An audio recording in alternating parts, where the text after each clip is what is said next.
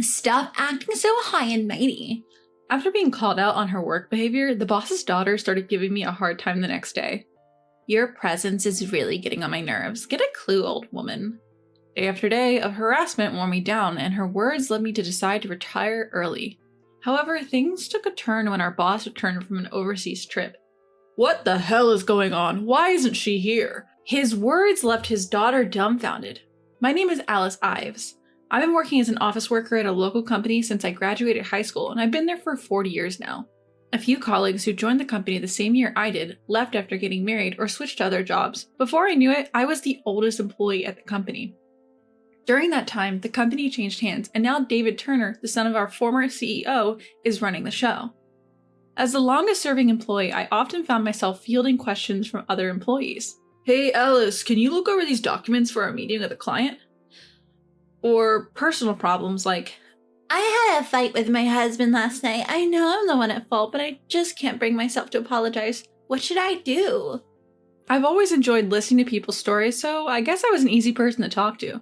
There were many times when people thanked me for lending an ear, saying it really helped them clear their heads, and at some point I started being called the workplace mom. It's a little embarrassing, but it feels good to be relied upon. I had absolutely adored the homely atmosphere of our company and had resolved to dedicate myself to it until retirement. However, a dramatic change occurred in this harmonious workplace. During the months that our CEO was on an overseas trip, his daughter, Megan Turner, joined the company. After completing her training at one of our branches, she transferred to the head office administration department. At first, everyone was welcoming, and I was excited too, but it didn't take long for people to become fed up with her behavior. Megan severely lacked manners and common sense as a grown adult. She flaunted her status as the boss's daughter and didn't bother to do her job right. She was transferred here with the title of Assistant Section Chief, which she apparently forced upon the executives. No matter how much she's the boss's daughter, I felt disappointed in the executives who bowed to the demands of a second-year employee, but I couldn't voice such things. I wondered if the boss knew about this. It's hard to believe that our sincere boss would condone such behavior. Or maybe he just allowed her to do as she pleased because of his paternal affection. In any case, Megan caused considerable confusion with her selfish actions. Her behavior started to delay our work and affect our schedules, and the dissatisfaction among other employees kept piling up. Most of the consultations I received were about Megan. Megan, she's just awful. She complains about our work, saying it's sloppy and half-hearted, but she doesn't do anything herself. And you know what? She was actually preparing a document for a client the other day. It was so unusual that I looked over her shoulder, and it was full of mistakes. I couldn't let it be submitted like that, so I secretly corrected it for her. Well, that's how it went. The executives couldn't even scold her properly because she was the boss's daughter and they were no help at all. The atmosphere in the company started to turn sour, and I feared that this could lead to a serious problem. Despite our concerns, Megan's reckless behavior did not change. Miss Ives, I think I might quit this job. Some people even started saying things like that. I knew something had to be done. The boss wouldn't be back for a while, and I couldn't wait that long. I figured I had to be the one to confront her since the executives were too timid. An opportunity soon came up. Megan was fiddling with her smartphone during work hours. If she did it sneakily, I could have been somewhat endearing, but she was doing it blatantly. Everyone around her had a look on their face that said, "Do your job." I approached Megan and said, "Miss Turner, it's time for work now. It's not the time to be playing with your phone, is it?" Megan looked surprised and raised her face, making a questioning face. Look around. Everyone's working. Don't you think it's strange that you're the only one playing on your phone? She scowled even more. I'm our CEO's daughter, you know. You think you can talk to me like that? I sighed inwardly. Knowing that it wouldn't be easy to get through to her, that doesn't matter, for as long as you're being paid by the company, shouldn't you be working? Megan glared at me with a red face, then suddenly slammed her desk and stood up. You're annoying. Who do you think you are, acting so high and mighty? The other employees were holding their breath, watching us. I'm just saying what's right. If you think I'm annoying, it's probably because you know you're doing something wrong, isn't it? I didn't know if I managed to sound firm, but at least I said what needed to be said. After all, I'm not suited for giving sermons. Megan glared at me for a while, then said in a strained voice, "Just remember this. I'll make you regret talking to me like that." With that, she turned her back and walked out. For a while, everyone was silent, unable to move or speak. Then someone said, "Miss Ives, that was amazing," and the others started to talk. "Well done, Miss Ives." "Really, it was a refreshing sight." I just vaguely smiled back in response. I didn't think I said anything wrong, but there was no doubt that I had hurt her. I regretted not considering my words and location a bit more, but a shocking event awaited me that would sweep away this small regret. Megan, who had been humiliated in front of everyone, started to harass me. Miss Ives, please finish all this work by today, she said, dumping a large amount of work on me. Most of it wasn't urgent, and there was no need to finish it today. It was such a childish retaliation. Other employees offered to help when they couldn't bear to watch, but Megan didn't allow it. The workload was too large for one person to finish, so of course it meant working overtime. Seeing that, Megan spoke with a triumphant look. You work slow for someone who talks big, Miss Ives. Make sure you finish everything before you leave, okay? And so it continued. I kept myself going somehow, but the immense daily work, overtime, and insults almost broke me. Megan was probably waiting for my spirit to break. Seeing me weaken, she said, "You're just a nuisance. Wake up, Grandma." Seeing her face, I thought, this is it. I can't stay here anymore, in a place where someone hates me so much. I had planned to persevere until retirement, but I now decided to retire early. I submitted my retirement notice, and on my last day, while I was sorting out my things, other employees spoke to me. Miss Ives, I'm so sorry we couldn't help. Everyone looked apologetic. It's okay, I made this decision myself. Most importantly, keep your spirits up and do your best. As everyone was saying their goodbyes, Megan came in. Stop chit-chatting and get back to work, everyone. She's no longer a part of this company. None of the employees responded and just looked at Megan with cold eyes. Then they said to me, in chorus, "Take care," and walked past Megan. Megan's reputation was already bad, but after forcing me into retirement, her position worsened even further. She didn't seem to realize it and still acted like a queen. Approaching me, Megan smirked. "This is what happens when you go against me. Serves you right." To that, I simply bowed my head and quietly said, "Thank you for everything." I couldn't forget the scornful look Megan gave me at the end, even after I left the company. I am genuinely curious to know how she ended up being like this.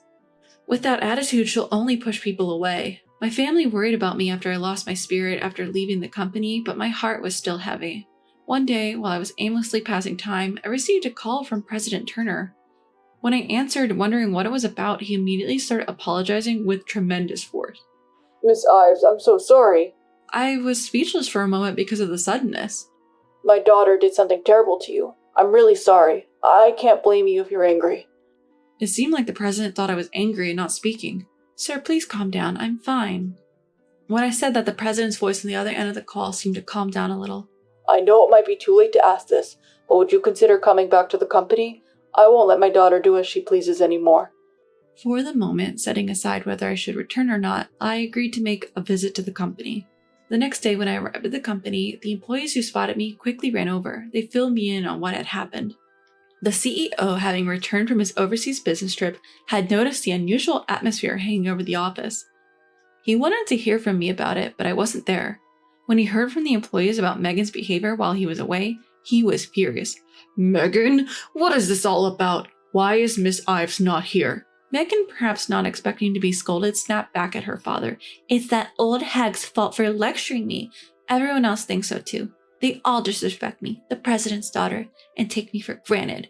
The CEO shouted even more at Megan's selfish response. "Enough! Just because you're my daughter doesn't mean you're entitled to behave like this. And what's this about being an assistant section chief? I don't remember assigning you to such a role. How dare you make up your own title?" Stammering in her response, Megan was caught off guard. It seemed the president immediately called me after. After ending the call, the president gathered the employees and apologized in front of everyone for his daughter's misconduct. I was concerned about Megan after hearing everything. "So how is Miss Turner doing now?" "Her title was revoked. She's now in the CEO's office, having been summoned by him." I said goodbye to the employee who gave me the information and headed for the president's office. There, Megan was being scolded by the president. When the president noticed me, he came over and deeply bowed his head. "Miss Ives, I'm truly sorry for this incident. Due to my incompetence, I've caused you trouble."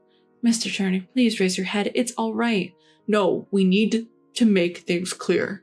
The president urged Megan, who was standing next to him, to apologize as well. Megan looked utterly crestfallen, as if salt had been rubbed in her wounds, muttered, I'm sorry." Not knowing what to say, I remained silent until the president spoke. "I know it's a bit much to ask, Miss Ives, but could you return to the company? We need your expertise." The CEO was nearly on the verge of tears. Seeing him like that brought back old memories. I first met the president 40 years ago when I had just joined the company. He was still in middle school at the time. Since we were close in age, he found it easy to talk to me. He often came to the company to hang out and frequently sought advice from me about school, friends, future plans. Back then, we used to call each other by our first name. He looked up to me like an older sister, and I regarded him as a younger brother. That relationship remained unchanged as we grew up, and I've been his confidant in many matters since he joined the company. Alright, but please stop apologizing. Unable to flatly reject the president's request, I decided to return to the company. I'm so relieved. Truly relieved. The CEO was rejoiced at my decision, but Megan standing next to him had a complex expression on her face. Well, that's expected. The person she disliked and caused to quit was coming back. Upon my return to the company, I was given the role of an advisor. Everyone welcomed me warmly, with some even tearing up at my return. It was a joyful moment, but there was one thing that bothered me. Of course, it was about Megan. She had been quiet and isolated since being scolded by the CEO. Given her attitude up till now, it was understandable. Despite my hesitation, I decided to talk to her. Miss Turner, can we talk for a second? She briefly raised her eyes to meet mine, but then quickly averted her gaze. I want to talk to you for a bit. Without waiting for her agreement, I began, and she reluctantly got up and followed me. What should I start with? As I thought, Megan spoke up first. What do you want? Her voice was visibly sullen, but I was relieved that she at least agreed to talk. It seems like you're not getting along with others. Without adding unnecessary comments, I simply stated, and Megan looked down in silence. I don't understand why someone as smart as you would treat everyone around you like that. You knew you were antagonizing them, didn't you? How can you know whether I'm smart or not? Megan retorted, but her voice lacked any spirit. I do know. Your father always bragged about you. Megan looked up surprised. It was true. Mr. Turner adored his daughter very much and was always proud of her. My daughter is beautiful and intelligent. Everyone in the company heard him say that often, and we all knew how much he loved her. Besides, you might not remember, but we've met before. Megan looked even more surprised. This company, now big enough to have branch offices, used to be a small family-run business. I had a good relationship with not just the current CEO, but also his father, the former CEO, and his wife. They were there to celebrate my wedding and childbirth, and when the president got married and Megan was born, I rushed to the hospital to celebrate her birth. We used to be close like family until she entered elementary school. Suddenly, something seemed to strike Megan's memory. Aunt Alice? At the nostalgic address, I found myself smiling involuntarily. That's right. Little Megan was an adorable child who would always cling to Aunt Alice whenever I visited. Do you remember Megan? Megan nodded over and over again. I remember Aunt Alice, who used to play with me when I was little, but since I entered elementary school, Aunt Alice stopped coming home. That's right. Around that time your father took over. He became very busy, and I also had children and other things, so I couldn't visit your place anymore. Such nostalgic times. Back then, as our company was expanding, the CEO was incredibly busy. He didn't even have time to return home and often stayed at the company. As we continued to be busy, we became distant without realizing. I was sad when Aunt Alice stopped coming over. Dad was also hardly home. Megan continued, her expression as innocent as it was in the past. I asked Mom when will Aunt Alice come home next, but she told me Aunt Alice is busy now and can't come. Be a good girl and wait patiently. I see. I'm sorry for making you feel lonely. So I behaved well and studied hard. I thought if I did, Aunt Alice would come to see me. Tears started to fall from Megan's eyes. Then, as if regaining the honesty of her childhood, she started to tell me about various things that had happened to her. The time she was scolded at a branch office during her training after joining the company because she couldn't work well. How she had never been scolded before and in her panic had inadvertently used her status as the CEO's daughter, which made things irreparable. Since then, everyone started fearing her and she couldn't be trained right. Now she had a hard time getting a grasp of her job. Without the title of being the CEO's daughter, she would just be a person who couldn't do her job right. She was scared, and this led to a vicious cycle of resorting to using her title again. I stroked Megan's back as she wept while telling her story. I'm sorry, I should have listened to you sooner. I'm sorry it took me this long. Megan lifted her tear-soaked face. Aunt Alice, I'm sorry. I'm sorry for being a bad girl. No, Megan, you're a good girl. You just made a little mistake. It's okay. We will fix it together from now on. I held sobbing Megan's shoulder and continued to stroke her head for a while. Since that day, Megan had changed astonishingly. She realized that to gain recognition from those around her, she needed to build trust through her strength, not her title. Seeing Megan open up to me, the other employees started to approach her little by little. Seeing this, it seemed that Mr. Turner was relieved. Miss Ives, I can't thank you enough. You've been a tremendous help to both generations of our family. No, to the entire company. Please don't praise me too much. I just want to be of help to the younger generation. Then Mr. Turner jested with a tone reminiscent of his younger days. As expected of our company mother, we look forward to your continued support. I returned a smile to the president.